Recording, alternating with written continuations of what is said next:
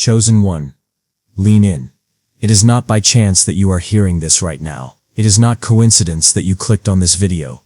Not some random algorithm at work. No, heaven itself has aligned this moment. Right now across eternity, God's voice is reaching through time and space to speak directly to you. That's why something stirred inside of you the instant you saw the title. A face came to mind. A person you've been wrestling with in your spirit. That was not your imagination. That was heaven highlighting something you must not ignore. This is more than just another message scrolling across your feed. This is not simply another video to half listen to while your mind wanders. This is a divine interruption. A wake-up call. A reminder that your decisions in this very season are not small, not casual, not temporary. They are eternal. What you choose to do right now can shift the entire course of your destiny. So I need you to stay alert. Do not let your spirit fall asleep. Do not treat these words as optional or ordinary, because hidden inside this message is purpose, strategy, and warning from the Lord Himself. And before we dive deeper, I need you to mark this moment. If this resonates in your heart, hit the like button right now. It may feel like a small gesture, but it is a declaration in the spiritual realm. You are saying, I agree with what heaven is releasing over my life. Subscribe if you haven't already, because chosen ones do not walk alone. We gather together to strengthen each other. And finally, drop the number 99 in the comments. Why? Because Jesus said the shepherd leaves the 99 to go after the one. By writing it, you declare, I am not lost. I am found. I will not surrender the assignment God has placed in my life. Stay with me until the end, because the warning you are about to hear will not only shift how you see this person, it will change how you see God's hand moving in your life. The real message begins now. Chosen one, here's the truth. God does not waste encounters. There is no such thing as a meaningless connection when you are walking in divine purpose. Every intersection, every conversation, every face that marks your journey, heaven has woven them together with intention. Think back to when this person first came into your life. Do you remember the first moment? Maybe it was just a passing glance that somehow pierced deeper than words. Maybe it was a conversation that felt strangely familiar, like you had known each other before. Or maybe it was simply a stirring in your spirit, a quiet whisper saying, pay attention. This is not ordinary. That was not an accident. That was heaven's signature, a divine stamp marking this connection as part of a much bigger story. You see, some people pass through your life like shadows at dusk, here for a moment, gone without leaving a trace. But then there are others, people who leave a mark that time cannot erase, a bond that lingers even when distance separates you, a connection that feels heavy, almost unexplainable, because it was never built on human plans. It was orchestrated by God. This person was not random. They were not just another face in the crowd. They were tied to your mission. Their role in your life was designed to shape you, to challenge you, to push you toward the destiny God prepared for you. That's why the bond feels different. That's why it carries so much weight. Because it was never meant to be casual. It was always sacred. And here is the mystery. Heaven does not assign people lightly. Sometimes God brings someone into your life because they carry keys to doors you cannot open alone. Sometimes they act as a mirror, forcing you to confront parts of your own heart you would rather avoid, but need to face in order to grow. And sometimes they are simply meant to walk beside you through storms, so that you don't abort the promise out of loneliness. Every detail has meaning. Every conversation, every challenge, every moment of reconciliation. These are not random scenes in your story. They are threads in a tapestry of purpose. But the weight of that purpose is also why the battle feels so intense. The enemy is not blind. He sees the blueprint, even when you don't. He knows what happens when two souls align under heaven's command. He knows the power that is unleashed when purpose collides with unity. And because of that, he will fight harder than ever to tear it apart before it matures. The enemy does not fight meaningless connections. He only attacks what threatens his kingdom. And the fact that this person remains on your heart, that this bond refuses to dissolve, despite the storms, that is not weakness. That is evidence of divine purpose. Do you see it now? That first encounter was not just the beginning of a relationship. It was the spark of an assignment. Heaven placed something inside this connection that you may not fully understand yet, but the enemy does. And that is why the resistance has been relentless. So engrave this in your heart. This was never random. It was never casual. It was never meaningless. From the very beginning it was divine. Chosen one. Let's get something clear. Not all relationships are created equal. Some are light, fleeting, easy to release. But then there are connections that refuse to fade. Even when distance grows, even when conflict rises, even when logic tells you to let go. Why? Because they are not built on human preference. They are anchored in divine instruction. That's why this person has left such an imprint on you. That's why no matter how many times you tried to push it aside, it keeps resurfacing. This isn't about romance or fairy tale illusions. It's about purpose. It's about calling. It's about alignment with heaven's strategy for your life. Think about it. Have you ever wondered why this bond feels so heavy, so different, so difficult to ignore? That's because it carries eternal weight. It's not just about companionship. It's about what God intends to do through the two of you together. Sometimes God assigns someone to your journey to unlock doors you could never open alone. Other times they are meant to expose the hidden parts of your soul, wounds, fears, or flaws you didn't want to confront, but needed to face in order to grow. And then there are moments when God places someone beside you simply so you don't break under the weight of isolation. Every divine connection has a reason. Every bond heaven orchestrates has a mission. And that's what makes this so heavy. It's not ordinary. It's holy. But here's the reality. Holy things attract warfare. The deeper the purpose, the greater the resistance. And you've probably noticed it, the confusion that suddenly rises out of nowhere, the arguments that make no sense, the doubts that keep whispering at night. That's not coincidence. That's strategy.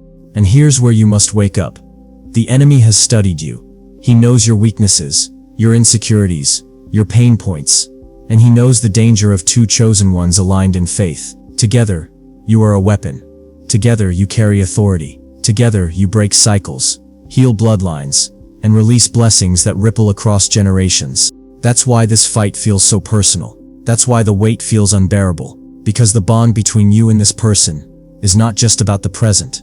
It's about the future. It's about the ripple effect that terrifies the enemy. So let me make this plain. The resistance is proof.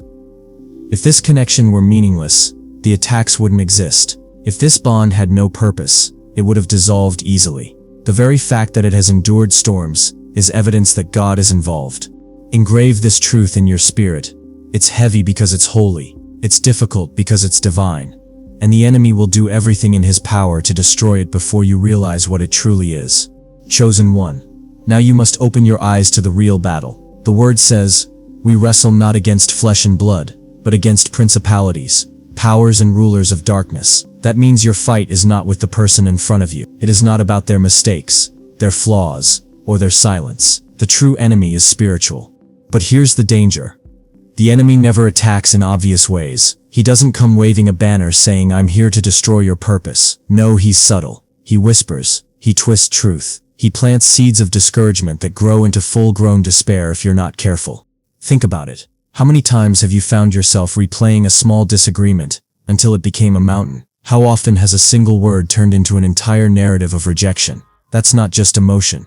That's strategy. The enemy magnifies small cracks until they look like fractures beyond repair. He takes one wound from your past and disguises it as a present reality, convincing you that history is doomed to repeat itself. He doesn't need brute force. He doesn't need to shatter you in one blow. His method is erosion, inch by inch, whisper by whisper, until you let go of what God joined together. And here's the truth. If you surrender now, you're not just walking away from a person. You're walking away from an assignment, from a kingdom mission designed to bless not only your life, but generations after you. That's why the enemy is relentless. He knows what you don't fully see yet, the power of your unity. And if he can break it before it matures, he wins without lifting another hand. So the next time that voice whispers, "This will never work. You're wasting your time. You'd be better off alone," stop and ask yourself, where is that voice really coming from? Because God never speaks in fear. He never leads you with despair. He never pushes you toward hopelessness. The shepherd's voice brings peace, even in correction. Clarity, even in silence. Direction, even in confusion. If the voice you hear pushes only toward quitting, then it is not the voice of God. Chosen one.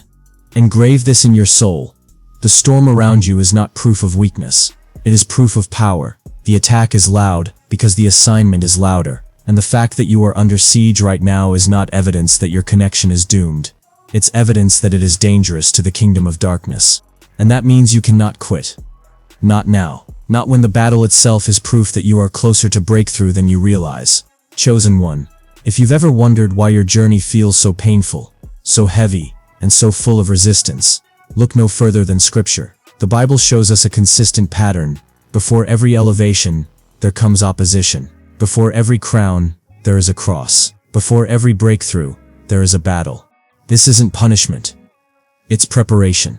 It's heaven's refining fire that forges chosen ones into vessels that can carry divine purpose without collapsing under the weight of it. Let's start with Joseph. Joseph was just a teenager when God placed dreams inside of him, visions of influence, leadership and honor. But before he ever saw the palace, he was betrayed by his brothers, sold as a slave, thrown into prison for a crime he didn't commit. For years, Joseph lived in chains, carrying promises that seemed impossible. Imagine the torment. God, did you lie? Did I mishear you? If you really called me, why am I in a dungeon?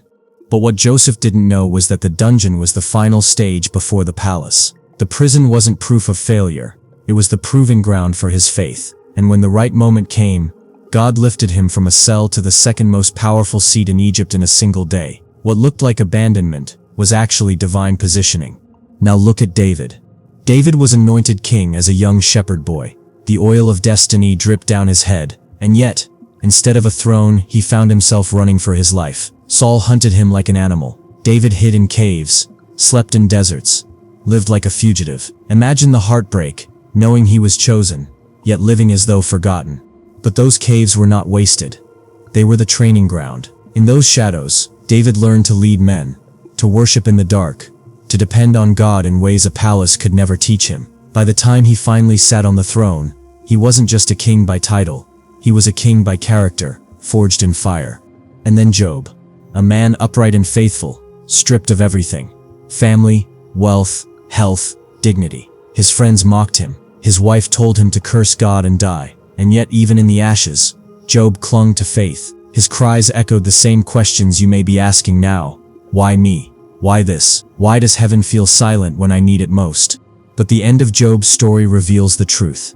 God restored him, doubled his blessings, and turned his suffering into a testimony that still strengthens faith thousands of years later. Do you see the pattern? Joseph's prison, David's cave, Job's ashes. Each was a crucible. Each was a refining fire. Each was proof that the greater the purpose, the fiercer the battle before it. And now look at your own life. The storms, the silence, the heartbreak, they are not random. They are not proof that God has forgotten you. They are evidence that you are being prepared for something greater. The connection you are fighting for, the covenant that feels like it's hanging by a thread, it carries too much weight to come without resistance. The enemy only fights what terrifies him. He wasted no time attacking Joseph's dreams. He hunted David before he reached the throne. He tormented Job to make him curse God. And now he is targeting you. Not because you are weak, but because you are dangerous to his kingdom. So engrave this in your heart. Your suffering is not proof of abandonment. It is proof of assignment. The darkness is loud because the dawn is near, and the intensity of this battle is confirmation that breakthrough is closer than ever before. Pause, and let that sink in. The very fact that you're under such relentless attack is heaven's confirmation that you carry something the enemy cannot afford to let mature. Chosen one, do not be fooled by the storm.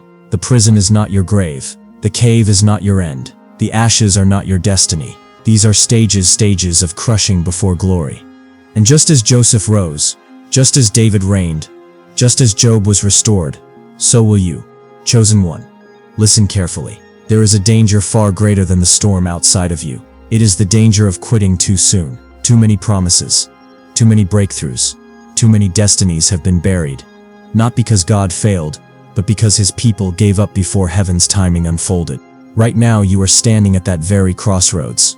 The temptation to walk away is heavy. It almost feels logical, even reasonable. But hear this, if you surrender now, you risk aborting the very promise God has been carefully preparing in secret for you. Think of a seed buried in the soil. When you first plant it, it disappears beneath the ground. Days pass, weeks pass. The soil looks the same. Silent, still, unchanged. And in that silence, doubt begins to whisper. Nothing is happening. Maybe the seed is dead. Maybe the soil is barren. But what you cannot see is that beneath the surface, roots are forming. Life is stirring. Growth is happening where no eye can yet perceive. And this is where so many quit. They dig up the seed because they can't see progress. They abandon the process because silence feels like absence, but in doing so, they kill the very miracle that was moments away from breaking through. Chosen one, this is exactly what happens when you let frustration convince you to walk away from what God is still building. Just because you don't see change yet. Just because the words you've been longing to hear haven't been spoken yet. Just because the silence feels unbearable. None of that means heaven is inactive. God is the master gardener. He strengthens the roots before he allows the fruit. He works in hidden places before he reveals his glory. And if you quit now, you will never know what was about to break through the soil of your perseverance. Let this truth pierce your spirit. One day after you quit could have been the day of your miracle. One more sunrise, one more night of prayer, one more step of faith. That could be the moment God chooses to shift everything. The enemy knows this, which is why his greatest weapon is not destruction. It is discouragement. If he can convince you to let go early, he doesn't have to fight you again. You hand him victory without a battle. Think about your past. How many times did you feel like it was over? Like nothing would change? Only for God to suddenly shift things at the last moment. How many times did light break through the darkness when you chose to hold on just a little longer? Those moments were not coincidence. They were proof. Proof that endurance is rewarded. Proof that heaven always honors perseverance. Proof that the harvest only comes to those who refuse to dig up the seed. So hear this warning. Do not mistake silence for absence. Do not mistake delay for denial. Do not mistake waiting for punishment. The silence you feel right now is not emptiness. It is construction. The waiting you endure is not punishment. It is preparation. The pain you feel is not proof of failure. It is evidence that something alive is pressing upward, getting ready to break through. And that is why quitting feels so tempting right now. Because the enemy knows you are closer than you think. He knows the pressure means breakthrough is near. If he can make you walk away tonight, he robs you of the miracle waiting tomorrow. Chosen one, let me ask you this. If tomorrow was the day of your miracle, would you really want to throw it away tonight? Engrave that in your heart. Because heaven's timing is never late, but it often requires patience. And your perseverance in this moment will determine whether you taste the fruit or bury the promise. Do not quit. Do not dig up the seed. Do not walk away from what God is still watering beneath the surface. Chosen one, now that you understand the weight of this connection and the danger of quitting too soon, you must also understand this breakthrough does not come by standing still and hoping things magically change. Heaven is calling you to fight, but not with human weapons. The battle you're facing is spiritual. The attacks are spiritual, and only spiritual weapons will bring victory. So how do you fight back? Let's break it down. Wanahaptifim Davidagoshan. Wanahaptifim Bidigada. Under you fair. The first and most powerful weapon in your arsenal is prayer. Not shallow prayer, not routine words spoken out of habit, but intentional, targeted, faith-filled prayer. The kind of prayer that grabs hold of heaven and refuses to let go until breakthrough comes. Every day, lift this person before God. Call their name in the secret place. Cover their mind, their heart, their steps. Instead of rehearsing problems in your thoughts, speak blessings with your mouth. Declare life where the enemy whispers death. Declare clarity where confusion has been planted. Declare healing where wounds have lingered. Do you realize how powerful that shift is? When you stop feeding the enemy with your complaints and start partnering with heaven through your declarations, everything changes. Prayer is not passive, it is active warfare. Every word released in faith is a strike against the forces of darkness. 2. The weapon of your words. The second weapon is your words. Arguments, accusations, endless debates, these are the traps the enemy sets to weaken you. Words spoken in anger do not heal, they wound. Words spoken in bitterness do not build, they destroy. That's why you must resist the urge to fight battles with your tongue. Instead, turn your words into blessings. Even when emotions rage, discipline yourself to speak life. Remember this. The true battle is not won across the table. It is won on your knees. When you choose silence over shouting, prayer over pettiness, intercession over accusation, you disarm the enemy's plan to divide. The devil trembles, not when you yell, but when you pray. 3. The weapon of patience. The third weapon is patience. Silence is not absence. Silence is strategy. God is a master general. In the heat of battle, no general reveals his next move until the exact moment it is needed, and your heavenly Father is the same. He may not show you everything now because he is working behind the scenes, shifting hearts, healing wounds, arranging circumstances you cannot control. If you rush the process, you risk stepping outside of God's perfect timing. But when you wait in faith, when you trust His clock more than your own, you are declaring something powerful in the spiritual realm. I trust God's timing more than my impatience. I believe His silence is preparation, not rejection. Patience is not weakness, it is warfare. Every day you choose to wait with faith, you are striking fear into the enemy, because you refuse to surrender to discouragement. For the weapon of trust, finally you must learn to trust. Not trust in yourself, not trust in the other person, but trust in God alone.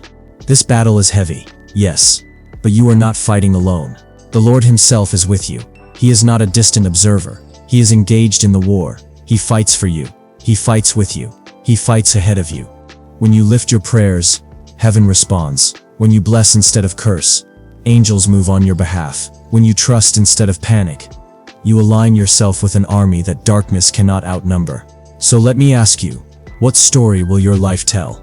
Will it be the story of surrender, the one who quit when the fire grew hottest, who walked away when discouragement whispered louder than faith? Or will it be the story of a warrior, the one who fought when it was hardest, who stood when it was loneliest, who believed when nothing made sense, and because of that, unlocked the impossible? Chosen one, the weapons are in your hands. Every prayer you release is a strike against darkness. Every blessing you speak is a seed for restoration. Every moment of patience is a declaration of war against the enemy's rush to defeat you. And every act of trust is a shout into the heavens that says, I will not let go until I see what God has promised. This is how you fight back. This is how you win. Chosen one, the battle you are in right now is not a sign of weakness. It is a sign of power. The attacks that surround you are loud because the purpose within you is louder. The pressure you feel is not evidence that God has abandoned you. It is evidence that the enemy knows your breakthrough is dangerously close. Do you remember what we said earlier? Joseph's prison was not the end. It was the last step before the palace. David's cave was not punishment. It was training for the throne. Job's ashes were not abandonment. They were the setup for double restoration. And now look at your life. The resistance you're facing. The silence that feels unbearable. The doubts that scream louder every day. None of these are random. They are proof that your story is following the same divine pattern. Before every elevation comes opposition. Before every promise comes pressure. Before every destiny comes testing. But here's the truth. Those who endure always see the promise. That's why the enemy's greatest fear is not your weakness. It's your endurance. If he can convince you to quit, he doesn't need to fight you anymore. But if you stand, if you endure, if you refuse to let go, you become unstoppable. Because endurance is the one thing the devil cannot outlast. Chosen one, let this echo in your soul. Endurance is your weapon. Every time you choose to stay when it would be easier to leave. Every time you choose faith when it would be easier to doubt. Every time you choose prayer when it would be easier to complain. You are declaring victory before the battle is even over. The enemy fears that kind of persistence, because he knows that chosen ones who refuse to quit will always see fruit. They will always see restoration. They will always see the hand of God move. So here's the question you must answer. When your story is told, when the dust settles, when the testimony is written, will it be the story of surrender or the story of victory? Chosen one, hear me. This is not the end of your story. What you feel today is not a grave. It is a doorway. What looks like silence is not God's absence. It is His preparation. What feels like the edge of collapse is actually the threshold of breakthrough. Every tear you've cried is a seed. Every prayer you've whispered is a weapon. Every moment of endurance has been building a harvest that heaven has already marked for you. The promise is alive. The purpose is real. And no power of darkness can separate what God has joined. So I declare this over you. Do not quit. Do not surrender. Do not let go. Stand firm. Endure. Trust. Because restoration is on its way. Healing is unfolding even now. Purpose is being revealed in ways you cannot yet see.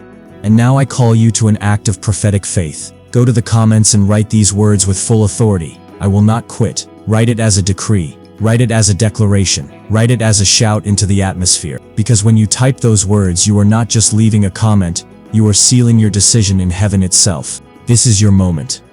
This is your stand. The enemy is trembling. The future is waiting, and your testimony is being written right now. Chosen one, do not quit. Victory is yours.